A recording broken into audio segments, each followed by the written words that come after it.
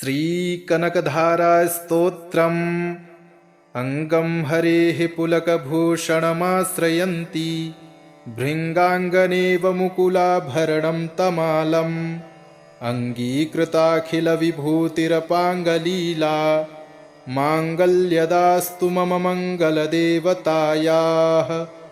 मुग्धा मुहुर्विदधती वदने मुरारेः प्रेमत्रपाप्रणिहितानि गतागतानि मालादृशोर्मधुकरीव महोत्पलेया सा मे श्रियं दिशतु सागरसम्भवायाः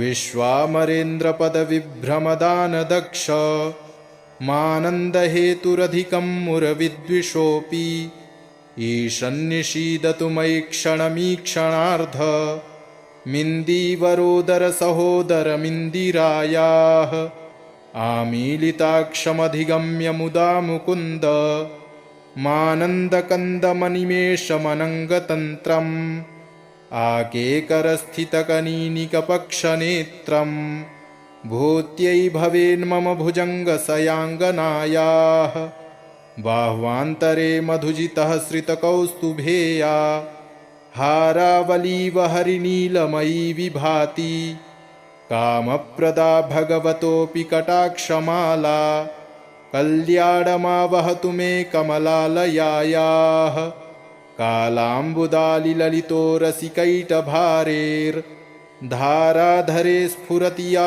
तडिदङ्गनेव मातुः समस्तजगतां महनीयमूर्तिर्भद्राणि मे दिशतु भार्गवनन्दनायाः प्राप्तं पदं प्रथमतः किल यत्प्रभावान् माङ्गल्यभाजि मधुमाथिनि मन्मथेन मय्यापतेत्तदिह मन्थरमीक्षणार्धम् मन्दालसं च मकरालयकन्यकायाः दद्यादयानुपवनो द्रविडाम्बुधारा मस्मिन्न किञ्चन विहङ्गशिशौ विषण्णे दुष्कर्मघर्ममपनीय चिराय दूरम् नारायणप्रणयिनी-नयनाम्बुवाहः इष्टाविशिष्टमतयोऽपि ययादयार्द्र दृष्ट्या त्रिविष्टपपदं सुलभं लभन्ते दृष्टिः प्रहृष्टकमलोदरदीप्तिरिष्टां पुष्टिं कृषीष्ट मम पुष्करविष्टरायाः गीर्देवतेति गरुडध्वजसुन्दरीति शाकम्भरीति शशिशेखरवल्लभेति सृष्टिस्थितिप्रलयकेलिषु संस्थितायै तस्यै नमस्त्रिभुवनैकगुरोस्तरुण्यै श्रुत्यै नमोऽस्तु शुभकर्मफलप्रसूत्यै रत्यै नमोऽस्तु रमणीयगुडार्णवायै शक्त्यै नमोऽस्तु शतपत्रनिकेतनायै पुष्ट्यै नमोऽस्तु पुरुषोत्तमवल्लभायै नमोऽस्तु नालीकनिभाननायै नमोऽस्तु दुग्धोदधिजन्मभूत्यै नमोऽस्तु सोमामृतशोदरायै नमोऽस्तु नारायणवल्लभायै सम्पत्कराणि सकलेन्द्रियनन्दनानि साम्राज्यदानविभवानि सरोरुहाक्षि त्वद्वन्दनानि दुरिताहरणोद्यतानि मामेव मातरनिशं कलयन्तु मान्ये यत्कटाक्षसमुपासनाविधिः सेवकस्य सकलार्थसम्पदः सन्तनोति वचनाङ्गमानसैस्त्वां मुरारिहृदयेश्वरीं भजे सरसिजनिलये सरोजहस्ते धवलतमांशुगन्धमाल्यशोभे भगवति हरिवल्लभे मनोज्ञे त्रिभुवनभूतिकरि प्रसीद मह्यं दिङ्घस्तिभिः कनककुम्भमुखावसृष्ट स्वरवाहिनी विमलचारुजलप्लुताङ्गीं प्रातर्नमामि जगतां जननीमशेष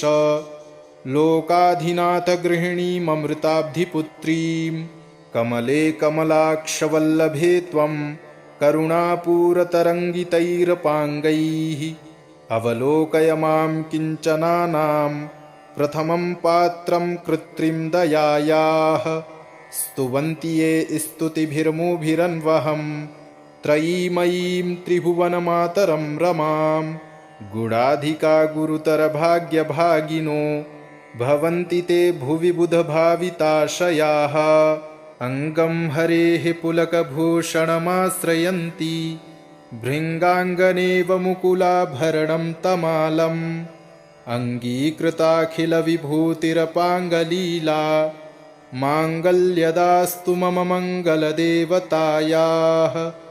मुग्धा मुहुर्विदधति वदने मुरारेः प्रेमत्रपाप्रणिहितानि गतागतानि मालादृशोर्मधुकरीव महोत्पलेया सा मे श्रियं दिशतु सागरसम्भवायाः विश्वामरेन्द्रपदविभ्रमदानदक्ष मानन्दहेतुरधिकं मुरविद्विषोऽपि ईशन्निषीदतु मयि क्षणमीक्षणार्ध मिन्दीवरोदरसहोदरमिन्दिरायाः आमीलिताक्षमधिगम्य मुदा मुकुन्द मानन्दकन्दमनिमेषमनङ्गतन्त्रम् आकेकरस्थितकनीनिकपक्षनेत्रम् भूत्यै भवेन्मम भुजङ्गसयाङ्गनायाः बाह्वान्तरे मधुजितः श्रितकौस्तुभेया हारावलीव हरिनीलमयी विभाति कामप्रदा भगवतोऽपि कटाक्षमाला कल्याणमावहतु मे कमलालयायाः कालाम्बुदालिललितो रसिकैटभारेर्धाराधरे स्फुरति या तडिदङ्गनेव मातुः समस्तजगतां महनीयमूर्तिर्भद्राणि मे दिशतु भार्गवनन्दनायाः प्राप्तं पदं प्रथमतः किल यत्प्रभावान् माङ्गल्यभाजि मधुमाथिनि मन्मथेन मय्यापतेत्तदिह मन्थरमीक्षणार्धम् मन्दालसं च मकरालयकन्यकायाः दद्यादयानुपवनो द्रविडाम्बुधारा मस्मिन्न किञ्चन विहङ्गशिशौ विषण्णे दुष्कर्मघर्ममपनीय चिराय दूरम् नारायणप्रणयिनी-नयनाम्बुवाहः इष्टाविशिष्टमतयोऽपि यया दयार्द्र दृष्ट्या त्रिविष्टपपदं सुलभं लभन्ते दृष्टिः प्रहृष्टकमलोदरदीप्तिरिष्टां पुष्टिं कृषीष्ट मम पुष्करविष्टरायाः गीर्देवतेति गरुडध्वजसुन्दरीति शाकम्भरीति शशिशेखरवल्लभेति सृष्टिस्थितिप्रलयकेलिषु संस्थितायै तस्यै नमस्त्रिभुवनैकगुरोस्तरुण्यै श्रुत्यै नमोऽस्तु शुभकर्मफलप्रसूत्यै रत्यै नमोऽस्तु रमणीयगुडार्णवायै शक्त्यै नमोऽस्तु शतपत्रनिकेतनायै पुष्ट्यै नमोऽस्तु पुरुषोत्तमवल्लभायै नमोऽस्तु नालीकनिभाननायै नमोऽस्तु दुग्धोदधिजन्मभूत्यै नमोऽस्तु सोमामृतशोदरायै नमोऽस्तु नारायणवल्लभायै सम्पत्कराणि सकलेन्द्रियनन्दनानि साम्राज्यदानविभवानि सरोरुहाक्षि त्वद्वन्दनानि दुरिताहरणोद्यतानि मामेव मातरनिशं कलयन्तु मान्ये यत्कटाक्षसमुपासनाविधिः सेवकस्य सकलार्थसम्पदः सन्तनोति वचनाङ्गमानसैस्त्वां मुरारिहृदयेश्वरीं भजे सरसिजनिलये सरोजहस्ते धवलतमांशुगन्धमाल्यशोभे भगवति हरिवल्लभे मनोज्ञे त्रिभुवनभूतिकरि प्रसीद मह्यं दिङ्घस्तिभिः कनककुम्भमुखावसृष्ट स्वरवाहिनी विमलचारुजलप्लुताङ्गीं प्रातर्नमामि जगतां जननीमशेष लोकाधिनाथगृहिणीममृताब्धिपुत्रीं कमले कमलाक्षवल्लभे त्वं करुणापूरतरङ्गितैरपाङ्गैः अवलोकय मां किञ्चनानां प्रथमं पात्रं कृत्रिं दयायाः स्तुवन्ति ये स्तुतिभिर्मुभिरन्वहं त्रयीमयीं त्रिभुवनमातरं रमां गुणाधिका गुरुतरभाग्यभागिनो भवन्ति ते भुवि बुधभाविताशयाः अङ्गं हरेः पुलकभूषणमाश्रयन्ति भृङ्गाङ्गनेव मुकुलाभरणं तमालम् अङ्गीकृताखिलविभूतिरपाङ्गलीला माङ्गल्यदास्तु मम मङ्गलदेवतायाः मुग्धा मुहुर्विदधति वदने मुरारेः प्रेमत्रपाप्रणिहितानि गतागतानि मालादृशोर्मधुकरीव महोत्पलेया सा मे श्रियं दिशतु सागरसम्भवायाः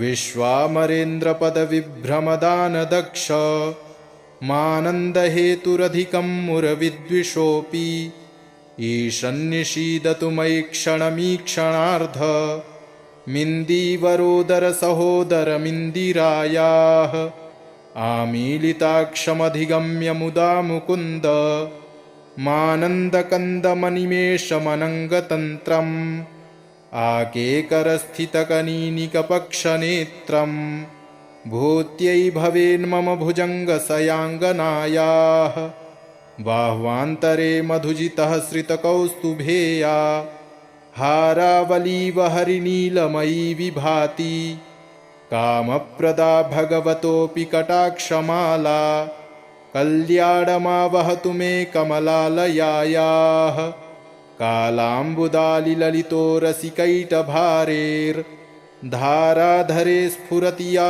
तडिदङ्गनेव मातुः समस्तजगतां महनीयमूर्तिर्भद्राणि मे दिशतु भार्गवनन्दनायाः प्राप्तं पदं प्रथमतः किल यत्प्रभावान् माङ्गल्यभाजि मधुमाथिनि मन्मथेन मय्यापतेत्तदिह मन्थरमीक्षणार्धं मन्दालसं च मकरालयकन्यकायाः दद्यादयानुपवनो द्रविडाम्बुधारा मस्मिन्न किञ्चन विहङ्गशिशौ विषण्णे दुष्कर्मघर्ममपनीय चिराय दूरं नारायणप्रणयिनी-नयनाम्बुवाहः इष्टाविशिष्टमतयोऽपि ययादयार्द्र दृष्ट्या त्रिविष्टपपदं सुलभं लभन्ते दृष्टिः प्रहृष्टकमलोदरदीप्तिरिष्टां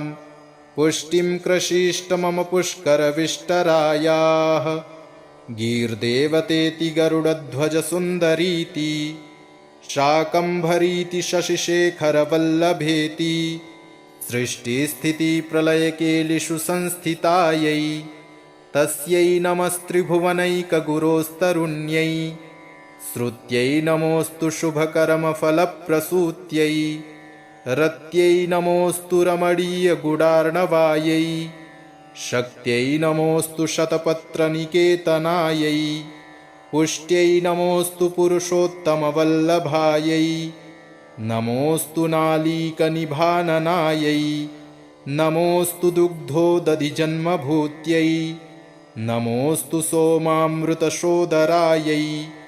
नमोऽस्तु नारायणवल्लभायै सम्पत्कराणि सकलेन्द्रियनन्दनानि साम्राज्यदानविभवानि सरोरुहाक्षि त्वद्वन्दनानि दुरिताहरणोद्यतानि मामेव मातरनिशं कलयन्तु मान्ये यत्कटाक्षसमुपासनाविधिः सेवकस्य सकलार्थसम्पदः सन्तनोति वचनाङ्गमानसैस्त्वां मुरारिहृदयेश्वरीं भजे सरसिजनिलये सरोजहस्ते धवलतमांशुगन्धमाल्यशोभे भगवति हरिवल्लभे मनोज्ञे त्रिभुवनभूतिकरि मह्यं दिङ्घस्तिभिः कनककुम्भमुखावसृष्ट स्वरवाहिनी विमलचारुजलप्लुताङ्गीं प्रातर्नमामि जगतां जननीमशेष लोकाधिनाथगृहिणीममृताब्धिपुत्रीं कमले कमलाक्षवल्लभे त्वं करुणापूरतरङ्गितैरपाङ्गैः अवलोकय मां किञ्चनानां प्रथमं पात्रं कृत्रिं दयायाः स्तुवन्ति ये स्तुतिभिर्मुभिरन्वहं त्रयीमयीं त्रिभुवनमातरं रमां गुणाधिका गुरुतरभाग्यभागिनो भवन्ति ते भुवि बुधभाविताशयाः अङ्गं हरेः पुलकभूषणमाश्रयन्ति भृङ्गाङ्गनेव मुकुलाभरणं तमालम् अङ्गीकृताखिलविभूतिरपाङ्गलीला माङ्गल्यदास्तु मम मङ्गलदेवतायाः मुग्धा मुहुर्विदधति वदने मुरारेः प्रेमत्रपाप्रणिहितानि गतागतानि मालादृशोर्मधुकरीव महोत्पलेया सा मे श्रियं दिशतु सागरसम्भवायाः विश्वामरेन्द्रपदविभ्रमदानदक्ष मानन्दहेतुरधिकं मुरविद्विषोऽपि ईशन्निषीदतु मयि क्षणमीक्षणार्ध मिन्दीवरोदरसहोदरमिन्दिरायाः आमीलिताक्षमधिगम्य मुदा मुकुन्द मानन्दकन्दमनिमेषमनङ्गतन्त्रम् आकेकरस्थितकनीनिकपक्षनेत्रम् भूत्यै भवेन्मम भुजङ्गसयाङ्गनायाः बाह्वान्तरे मधुजितः श्रितकौस्तुभेया हारावलीव हरिनीलमयी विभाति कामप्रदा भगवतोऽपि कटाक्षमाला कल्याणमावहतु मे कमलालयायाः कालाम्बुदालिललितो रसिकैटभारेर्धाराधरे स्फुरति या तडिदङ्गनेव मातुः समस्तजगतां महनीयमूर्तिर्भद्राणि मे दिशतु भार्गवनन्दनायाः प्राप्तं पदं प्रथमतः किल यत्प्रभावान् माङ्गल्यभाजि मधुमाथिनि मन्मथेन मय्यापतेत्तदिह मन्थरमीक्षणार्धम् मन्दालसं च मकरालय कन्यकायाः दद्यादयानुपवनो द्रविडाम्बुधारा मस्मिन्न किञ्चन विहङ्गशिशौ विषण्णे दुष्कर्मघर्ममपनीय चिराय दूरम् नारायणप्रणयिनी-नयनाम्बुवाहः इष्टाविशिष्टमतयोऽपि यया दयार्द्र दृष्ट्या त्रिविष्टपपदं सुलभं लभन्ते दृष्टिः प्रहृष्टकमलोदरदीप्तिरिष्टां पुष्टिं कृषीष्ट मम पुष्करविष्टरायाः गीर्देवतेति गरुडध्वजसुन्दरीति शाकम्भरीति शशिशेखरवल्लभेति सृष्टिस्थितिप्रलयकेलिषु संस्थितायै तस्यै नमस्त्रिभुवनैकगुरोस्तरुण्यै श्रुत्यै नमोऽस्तु शुभकर्मफलप्रसूत्यै रत्यै नमोऽस्तु रमणीयगुडार्णवायै शक्त्यै नमोऽस्तु शतपत्रनिकेतनायै पुष्ट्यै नमोऽस्तु पुरुषोत्तमवल्लभायै नमोऽस्तु नालीकनिभाननायै नमोऽस्तु दुग्धोदधिजन्मभूत्यै नमोऽस्तु सोमामृतशोदरायै नमोऽस्तु नारायणवल्लभायै सम्पत्कराणि सकलेन्द्रियनन्दनानि साम्राज्यदानविभवानि सरोरुहाक्षि त्वद्वन्दनानि दुरिताहरणोद्यतानि मामेव मातरनिशं कलयन्तु मान्ये यत्कटाक्षसमुपासनाविधिः सेवकस्य सकलार्थसम्पदः सन्तनोति वचनाङ्गमानसैस्त्वां मुरारिहृदयेश्वरीं भजे सरसिजनिलये सरोजहस्ते धवलतमांशुगन्धमाल्यशोभे भगवति हरिवल्लभे मनोज्ञे त्रिभुवनभूतिकरि प्रसीद मह्यं दिङ्घस्तिभिः कनककुम्भमुखावसृष्ट स्वरवाहिनी विमलचारुजलप्लुताङ्गीं प्रातर्नमामि जगतां जननीमशेष लोकाधिनाथगृहिणीममृताब्धिपुत्रीं कमले कमलाक्षवल्लभे त्वं करुणापूरतरङ्गितैरपाङ्गैः अवलोकय मां किञ्चनानां प्रथमं पात्रं कृत्रिं दयायाः स्तुवन्ति ये स्तुतिभिर्मुभिरन्वहं त्रयीमयीं त्रिभुवनमातरं रमां गुणाधिका गुरुतरभाग्यभागिनो भवन्ति ते भुवि बुधभाविताशयाः अङ्गं हरेः पुलकभूषणमाश्रयन्ति भृङ्गाङ्गनेव मुकुलाभरणं तमालम् अङ्गीकृताखिलविभूतिरपाङ्गलीला माङ्गल्यदास्तु मम मङ्गलदेवतायाः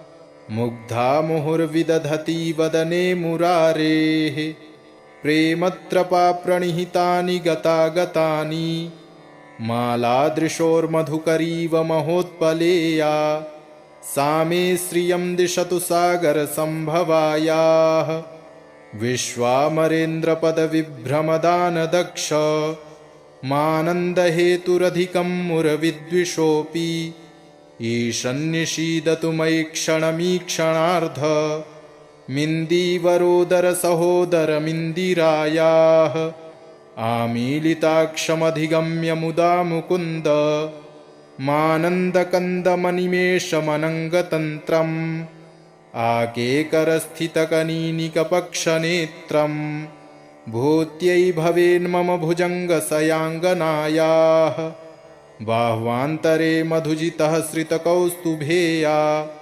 हारावलीव हरिनीलमयी विभाति कामप्रदा भगवतोऽपि कटाक्षमाला कल्याणमावहतु मे कमलालयायाः कालाम्बुदालिललितो रसिकैटभारेर्धाराधरे स्फुरति या तडिदङ्गनेव मातुः समस्तजगतां महनीयमूर्तिर्भद्राणि मे दिशतु भार्गवनन्दनायाः प्राप्तं पदं प्रथमतः किल यत्प्रभावान् माङ्गल्यभाजि मधुमाथिनि मन्मथेन मय्यापतेत्तदिह मन्थरमीक्षणार्धम् मन्दालसं च मकरालय कन्यकायाः दद्यादयानुपवनो द्रविडाम्बुधारा मस्मिन्न किञ्चन विहङ्गशिशौ विषण्णे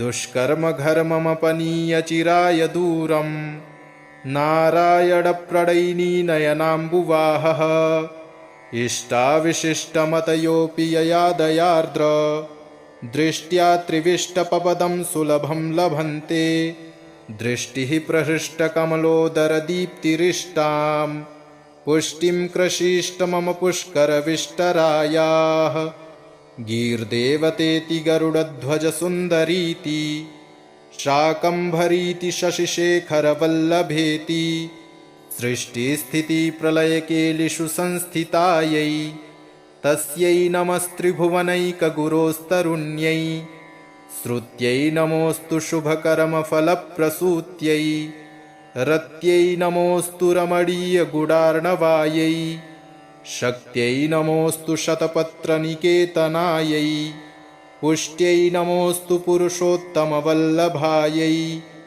नमोऽस्तु नालीकनिभाननायै नमोऽस्तु दुग्धोदधिजन्मभूत्यै नमोऽस्तु सोमामृतशोदरायै नमोऽस्तु नारायणवल्लभायै सम्पत्कराणि सकलेन्द्रियनन्दनानि साम्राज्यदानविभवानि सरोरुहाक्षि त्वद्वन्दनानि दुरिताहरणोद्यतानि मामेव मातरनिशं कलयन्तु मान्ये यत्कटाक्षसमुपासनाविधिः सेवकस्य सकलार्थसम्पदः सन्तनोति वचनाङ्गमानसैस्त्वां मुरारिहृदयेश्वरीं भजे सरसिजनिलये सरोजहस्ते धवलतमांशुगन्धमाल्यशोभे भगवति हरिवल्लभे मनोज्ञे त्रिभुवनभूतिकरि प्रसीद मह्यं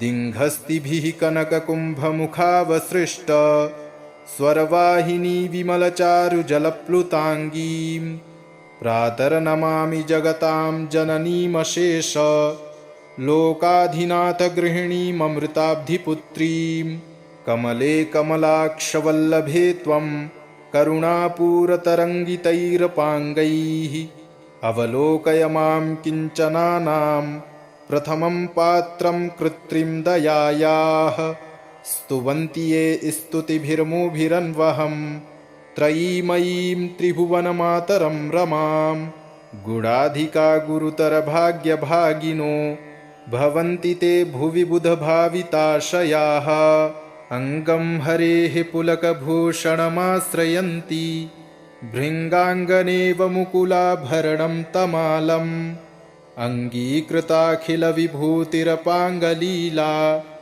माङ्गल्यदास्तु मम मङ्गलदेवतायाः मुग्धा मुहुर्विदधति वदने मुरारेः प्रेमत्रपाप्रणिहितानि गतागतानि मालादृशोर्मधुकरीव महोत्पलेया सा मे श्रियं दिशतु सागरसम्भवायाः विश्वामरेन्द्रपदविभ्रमदानदक्ष मानन्दहेतुरधिकं मुरविद्विषोऽपि ईशन्निषीदतु मयि क्षणमीक्षणार्ध मिन्दीवरोदरसहोदरमिन्दिरायाः आमीलिताक्षमधिगम्य मुदा मुकुन्द मानन्दकन्दमनिमेषमनङ्गतन्त्रम् आकेकरस्थितकनीनिकपक्षनेत्रम् भूत्यै भवेन्मम भुजङ्गसयाङ्गनायाः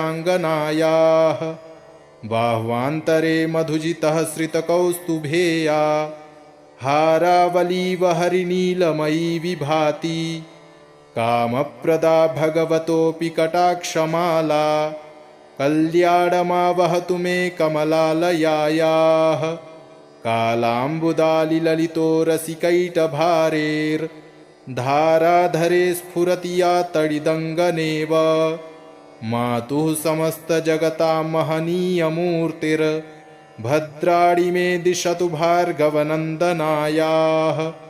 प्राप्तं पदं प्रथमतः किल यत्प्रभावान् माङ्गल्यभाजि मधुमाथिनि मन्मथेन मय्यापतेत्तदिह मन्थरमीक्षणार्धं मन्दालसं च मकरालयकन्यकायाः दद्यादयानुपवनो द्रविडाम्बुधारा मस्मिन्न किञ्चन विहङ्गशिशौ विषण्णे दुष्कर्मघर्ममपनीय चिराय दूरं नारायणप्रणयिनी-नयनाम्बुवाहः इष्टाविशिष्टमतयोऽपि यया दयार्द्र दृष्ट्या त्रिविष्टपपदं सुलभं लभन्ते दृष्टिः प्रहृष्टकमलोदरदीप्तिरिष्टां पुष्टिं कृषीष्ट मम पुष्करविष्टरायाः गीर्देवतेति गरुडध्वजसुन्दरीति शाकम्भरीति शशिशेखरवल्लभेति सृष्टिस्थितिप्रलयकेलिषु संस्थितायै तस्यै नमस्त्रिभुवनैकगुरोस्तरुण्यै श्रुत्यै नमोऽस्तु शुभकर्मफलप्रसूत्यै रत्यै नमोऽस्तु रमणीयगुडार्णवायै शक्त्यै नमोऽस्तु शतपत्रनिकेतनायै पुष्ट्यै नमोऽस्तु पुरुषोत्तमवल्लभायै नमोऽस्तु नालीकनिभाननायै नमोऽस्तु दुग्धोदधिजन्मभूत्यै नमोऽस्तु सोमामृतशोदरायै नमोऽस्तु नारायणवल्लभायै सम्पत्कराणि सकलेन्द्रियनन्दनानि साम्राज्यदानविभवानि सरोरुहाक्षि त्वद्वन्दनानि दुरिताहरणोद्यतानि मामेव मातरनिशं कलयन्तु मान्ये यत्कटाक्षसमुपासनाविधिः सेवकस्य सकलार्थसम्पदः सन्तनोति वचनाङ्गमानसैस्त्वां मुरारिहृदयेश्वरीं भजे सरसिजनिलये सरोजहस्ते धवलतमांशुगन्धमाल्यशोभे भगवति हरिवल्लभे मनोज्ञे त्रिभुवनभूतिकरी प्रसीद मह्यं दिङ्घस्तिभिः कनककुम्भमुखावसृष्ट स्वरवाहिनी विमलचारुजलप्लुताङ्गीं प्रातर्नमामि जगतां जननीमशेष लोकाधिनाथगृहिणीममृताब्धिपुत्रीं कमले कमलाक्षवल्लभे त्वं करुणापूरतरङ्गितैरपाङ्गैः अवलोकय मां किञ्चनानां प्रथमं पात्रं कृत्रिं दयायाः स्तुवन्ति ये स्तुतिभिर्मुभिरन्वहं त्रयीमयीं त्रिभुवनमातरं रमां गुणाधिका गुरुतरभाग्यभागिनो भवन्ति ते भुवि बुधभाविताशयाः अङ्गं हरेः पुलकभूषणमाश्रयन्ति भृङ्गाङ्गनेव मुकुलाभरणं तमालम् अङ्गीकृताखिलविभूतिरपाङ्गलीला माङ्गल्यदास्तु मम मङ्गलदेवतायाः मुग्धा मुहुर्विदधति वदने मुरारेः प्रेमत्रपाप्रणिहितानि गतागतानि मालादृशोर्मधुकरीव महोत्पलेया सा मे श्रियं दिशतु सागरसम्भवायाः विश्वामरेन्द्रपदविभ्रमदानदक्ष मानन्दहेतुरधिकं मुरविद्विषोऽपि ईशन्निषीदतु मयि क्षणमीक्षणार्ध मिन्दीवरोदरसहोदरमिन्दिरायाः आमीलिताक्षमधिगम्य मुदा मुकुन्द मानन्दकन्दमनिमेषमनङ्गतन्त्रम् आकेकरस्थितकनीनिकपक्षनेत्रम् भूत्यै भवेन्मम भुजङ्गसयाङ्गनायाः बाह्वान्तरे मधुजितः श्रितकौस्तुभेया हारावलीव हरिनीलमयी विभाति कामप्रदा भगवतोऽपि कटाक्षमाला कल्याणमावहतु मे कमलालयायाः कालाम्बुदालिललितो रसिकैटभारेर्धाराधरे स्फुरति या तडिदङ्गनेव मातुः समस्तजगतां महनीयमूर्तिर्भद्राणि मे दिशतु भार्गवनन्दनायाः प्राप्तं पदं प्रथमतः किल यत्प्रभावान् माङ्गल्यभाजि मधुमाथिनि मन्मथेन मय्यापतेत्तदिह मन्थरमीक्षणार्धम् मन्दालसं च मकरालय कन्यकायाः दद्यादयानुपवनो द्रविडाम्बुधारा मस्मिन्न किञ्चन विहङ्गशिशौ विषण्णे दुष्कर्मघर्ममपनीय चिराय दूरम् नारायणप्रणयिनी-नयनाम्बुवाहः इष्टाविशिष्टमतयोऽपि यया दयार्द्र दृष्ट्या त्रिविष्टपपदं सुलभं लभन्ते दृष्टिः प्रहृष्टकमलोदरदीप्तिरिष्टां पुष्टिं कृषीष्ट मम पुष्करविष्टरायाः गीर्देवतेति गरुडध्वजसुन्दरीति शाकम्भरीति शशिशेखरवल्लभेति सृष्टिस्थितिप्रलयकेलिषु संस्थितायै तस्यै नमस्त्रिभुवनैकगुरोस्तरुण्यै श्रुत्यै नमोऽस्तु शुभकर्मफलप्रसूत्यै रत्यै नमोऽस्तु रमणीयगुडार्णवायै शक्त्यै नमोऽस्तु शतपत्रनिकेतनायै पुष्ट्यै नमोऽस्तु पुरुषोत्तमवल्लभायै नमोऽस्तु नालीकनिभाननायै नमोऽस्तु दुग्धोदधिजन्मभूत्यै नमोऽस्तु सोमामृतशोदरायै नमोऽस्तु नारायणवल्लभायै सम्पत्कराणि सकलेन्द्रियनन्दनानि साम्राज्यदानविभवानि सरोरुहाक्षि त्वद्वन्दनानि दुरिताहरणोद्यतानि मामेव मातरनिशं कलयन्तु मान्ये यत्कटाक्षसमुपासनाविधिः सेवकस्य सकलार्थसम्पदः सन्तनोति वचनाङ्गमानसैस्त्वां मुरारिहृदयेश्वरीं भजे सरसिजनिलये सरोजहस्ते धवलतमांशुगन्धमाल्यशोभे भगवति हरिवल्लभे मनोज्ञे त्रिभुवनभूतिकरि प्रसीद मह्यम् दिङ्घस्तिभिः कनककुम्भमुखावसृष्ट स्वरवाहिनी विमलचारुजलप्लुताङ्गीम् प्रातर्नमामि जगतां जननीमशेष लोकाधिनाथगृहिणीममृताब्धिपुत्रीं कमले कमलाक्षवल्लभे त्वं करुणापूरतरङ्गितैरपाङ्गैः अवलोकय मां किञ्चनानां प्रथमं पात्रं कृत्रिं दयायाः स्तुवन्ति ये स्तुतिभिर्मुभिरन्वहं त्रयीमयीं त्रिभुवनमातरं रमां गुणाधिका गुरुतरभाग्यभागिनो भवन्ति ते भुवि बुधभाविताशयाः अङ्गं हरेः पुलकभूषणमाश्रयन्ति भृङ्गाङ्गनेव मुकुलाभरणं तमालम् अङ्गीकृताखिलविभूतिरपाङ्गलीला माङ्गल्यदास्तु मम मङ्गलदेवतायाः मुग्धा मुहुर्विदधति वदने मुरारेः प्रेमत्रपाप्रणिहितानि गतागतानि मालादृशोर्मधुकरीव महोत्पलेया सा मे श्रियं दिशतु सागरसम्भवायाः विश्वामरेन्द्रपदविभ्रमदानदक्ष मानन्दहेतुरधिकं मुरविद्विषोऽपि ईशन्निषीदतु मयि क्षणमीक्षणार्ध मिन्दीवरोदरसहोदरमिन्दिरायाः आमीलिताक्षमधिगम्य मुदा मुकुन्द मानन्दकन्दमनिमेषमनङ्गतन्त्रम् आकेकरस्थितकनीनिकपक्षनेत्रम् भूत्यै भवेन्मम भुजङ्गसयाङ्गनायाः बाह्वान्तरे मधुजितः श्रितकौस्तुभेया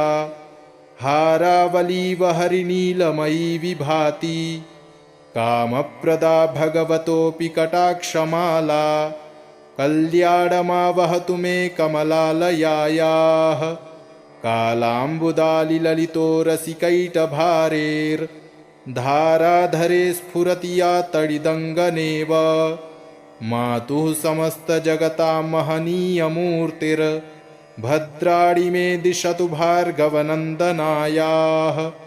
प्राप्तं पदं प्रथमतः किल यत्प्रभावान् माङ्गल्यभाजि मधुमाथिनि मन्मथेन मय्यापतेत्तदिह मन्थरमीक्षणार्धम् मन्दालसं च मकरालयकन्यकायाः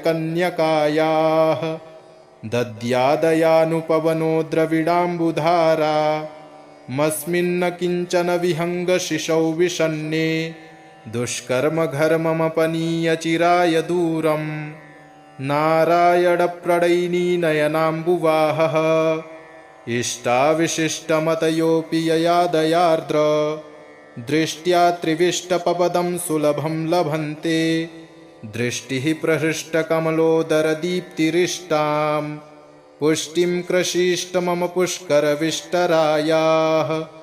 गीर्देवतेति गरुडध्वजसुन्दरीति शाकम्भरीति शशिशेखरवल्लभेति सृष्टिस्थितिप्रलयकेलिषु संस्थितायै तस्यै नमस्त्रिभुवनैकगुरोस्तरुण्यै श्रुत्यै नमोऽस्तु शुभकर्मफलप्रसूत्यै रत्यै नमोऽस्तु रमणीयगुडार्णवायै शक्त्यै नमोऽस्तु शतपत्रनिकेतनायै पुष्ट्यै नमोऽस्तु पुरुषोत्तमवल्लभायै नमोऽस्तु नालीकनिभाननायै नमोऽस्तु दुग्धोदधिजन्मभूत्यै नमोऽस्तु सोमामृतशोदरायै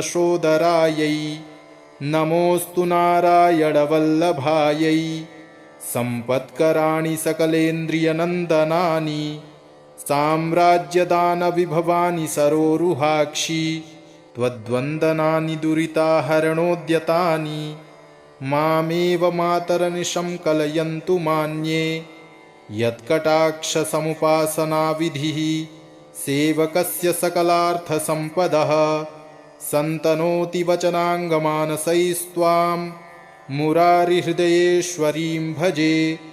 सरसिजनिलये सरोजहस्ते धवलतमांशुगन्धमाल्यशोभे।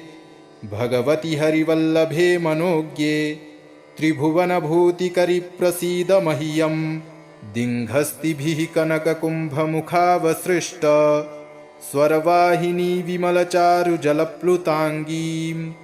प्रातर्नमामि जगतां जननीमशेष लोकाधिनाथगृहिणीममृताब्धिपुत्रीं।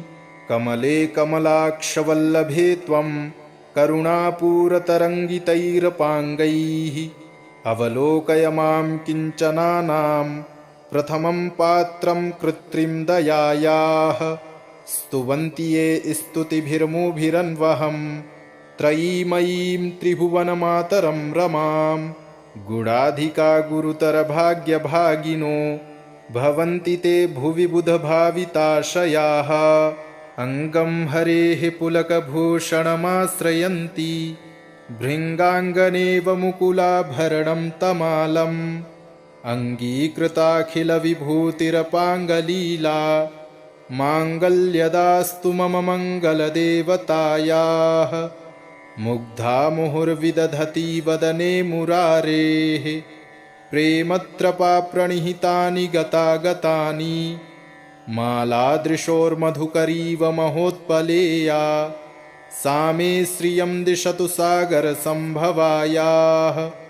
विश्वामरेन्द्रपदविभ्रमदानदक्ष मानन्दहेतुरधिकं मुरविद्विषोऽपि। ईशन्निषीदतु मयि क्षणमीक्षणार्ध मिन्दीवरोदरसहोदरमिन्दिरायाः। आमीलिताक्षमधिगम्य मुदा मुकुन्द मानन्दकन्दमनिमेषमनङ्गतन्त्रम्। आकेकरस्थितकनीनिकपक्षनेत्रम् भूत्यै भवेन्मम भुजङ्गसयाङ्गनायाः। बाह्वान्तरे मधुजितः श्रितकौस्तुभेया हारावलीव हरिनीलमयी विभाति। कामप्रदा भगवतोऽपि कटाक्षमाला कल्याणमावहतु मे कमलालयायाः। कालाम्बुदालिललितो रसिकैटभारेर्धाराधरे स्फुरति या तडिदङ्गनेव। मातुः समस्तजगतां महनीयमूर्तिर्भद्राणि मे दिशतु भार्गवनन्दनायाः। प्राप्तं पदं प्रथमतः किल यत्प्रभावान् माङ्गल्यभाजि मधुमाथिनि मन्मथेन। मय्यापतेत्तदिह मन्थरमीक्षणार्धम् मन्दालसं च मकरालय कन्यकायाः। दद्यादयानुपवनो द्रविडाम्बुधारा मस्मिन्न किञ्चन विहङ्गशिशौ विषण्णे। दुष्कर्मघर्ममपनीय चिराय दूरम् नारायणप्रणयिनी-नयनाम्बुवाहः। इष्टाविशिष्टमतयोऽपि ययादयार्द्र दृष्ट्या त्रिविष्टपपदं सुलभं लभन्ते। दृष्टिः प्रहृष्टकमलोदरदीप्तिरिष्टां पुष्टिं कृषीष्ट मम पुष्करविष्टरायाः। गीर्देवतेति गरुडध्वजसुन्दरीति शाकम्भरीति शशिशेखरवल्लभेति। सृष्टिस्थितिप्रलयकेलिषु संस्थितायै तस्यै नमस्त्रिभुवनैकगुरोस्तरुण्यै। श्रुत्यै नमोऽस्तु शुभकर्मफलप्रसूत्यै रत्यै नमोऽस्तु रमणीयगुडार्णवायै। शक्त्यै नमोऽस्तु शतपत्रनिकेतनायै पुष्ट्यै नमोऽस्तु पुरुषोत्तमवल्लभायै। नमोऽस्तु नालीकनिभाननायै नमोऽस्तु दुग्धोदधिजन्मभूत्यै। नमोऽस्तु सोमामृतशोदरायै नमोऽस्तु नारायणवल्लभायै। सम्पत्कराणि सकलेन्द्रियनन्दनानि साम्राज्यदानविभवानि सरोरुहाक्षि। त्वद्वन्दनानि दुरिताहरणोद्यतानि मामेव मातरनिशं कलयन्तु मान्ये।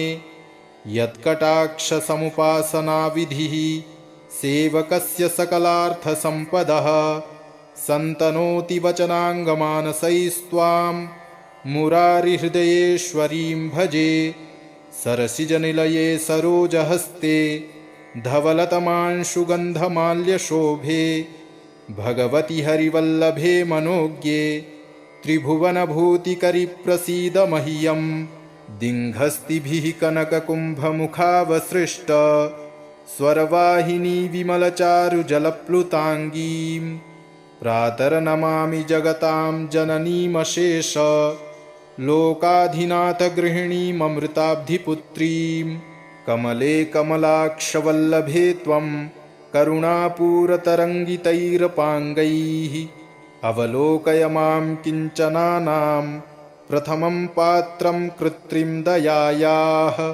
स्तुवन्ति ये स्तुतिभिर्मुभिरन्वहं त्रयीमयीं त्रिभुवनमातरं रमां गुणाधिका गुरुतरभाग्यभागिनो भवन्ति ते भुवि बुधभाविताशयाः अङ्गं हरेः पुलकभूषणमाश्रयन्ति भृङ्गाङ्गनेव मुकुलाभरणं तमालम् अङ्गीकृताखिलविभूतिरपाङ्गलीला माङ्गल्यदास्तु मम मङ्गलदेवतायाः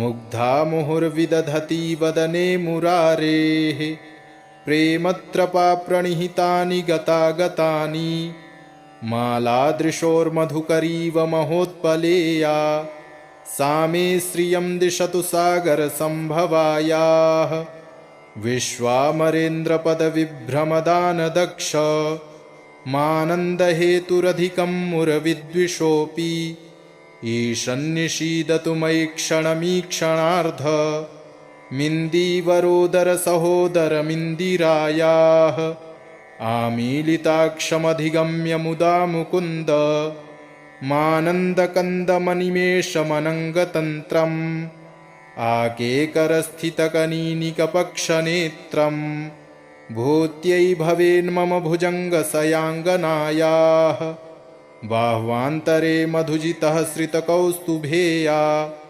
हारावलीव हरिनीलमयी विभाति कामप्रदा भगवतोऽपि कटाक्षमाला कल्याणमावहतु मे कमलालयायाः कालाम्बुदालिललितो रसिकैटभारेर्धाराधरे स्फुरति या तडिदङ्गनेव मातुः समस्तजगतां महनीयमूर्तिर्भद्राणि मे दिशतु भार्गवनन्दनायाः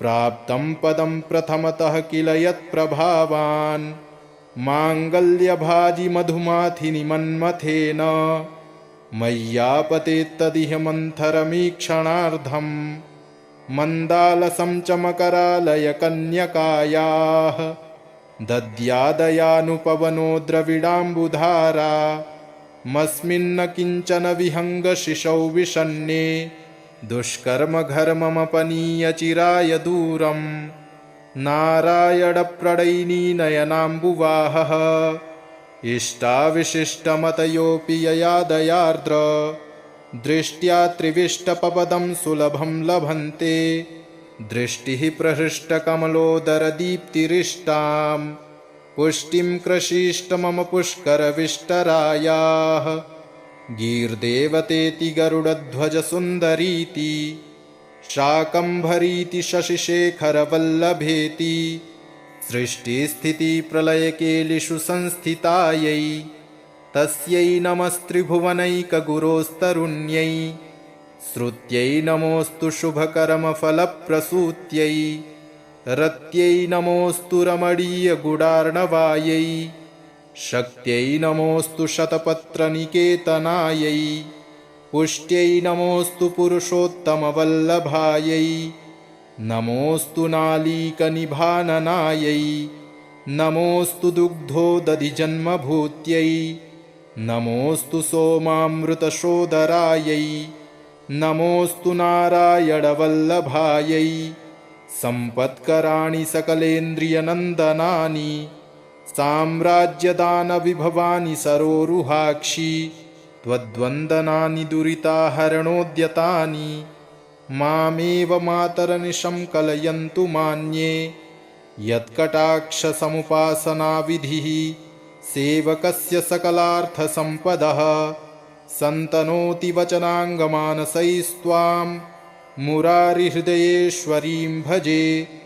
सरसिजनिलये सरोजहस्ते धवलतमांशुगन्धमाल्यशोभे भगवति हरिवल्लभे मनोज्ञे त्रिभुवनभूतिकरि प्रसीद मह्यं। दिङ्घस्तिभिः कनककुम्भमुखावसृष्ट स्वरवाहिनी विमलचारुजलप्लुताङ्गीं प्रातर्नमामि जगतां जननीमशेष लोकाधिनाथगृहिणीममृताब्धिपुत्रीं। कमले कमलाक्षवल्लभे त्वं करुणापूरतरङ्गितैरपाङ्गैः अवलोकय मां किञ्चनानां प्रथमं पात्रं कृत्रिं दयायाः। स्तुवन्ति ये स्तुतिभिर्मुभिरन्वहं त्रयीमयीं त्रिभुवनमातरं रमां। गुणाधिका गुरुतरभाग्यभागिनो भवन्ति ते भुवि बुधभाविताशयाः। अङ्गं हरेः पुलकभूषणमाश्रयन्ति भृङ्गाङ्गनेव मुकुलाभरणं तमालम्। अङ्गीकृताखिलविभूतिरपाङ्गलीला माङ्गल्यदास्तु मम मङ्गलदेवतायाः। मुग्धा मुहुर्विदधति वदने मुरारेः प्रेमत्रपा प्रणिहितानि गतागतानि। मालादृशोर्मधुकरीव महोत्पलेया सा मे श्रियं दिशतु सागरसम्भवायाः। विश्वामरेन्द्रपदविभ्रमदानदक्ष मानन्दहेतुरधिकं मुरविद्विषोऽपि ईशन्निषीदतु मयि क्षणमीक्षणार्ध मिन्दीवरोदरसहोदरमिन्दिरायाः।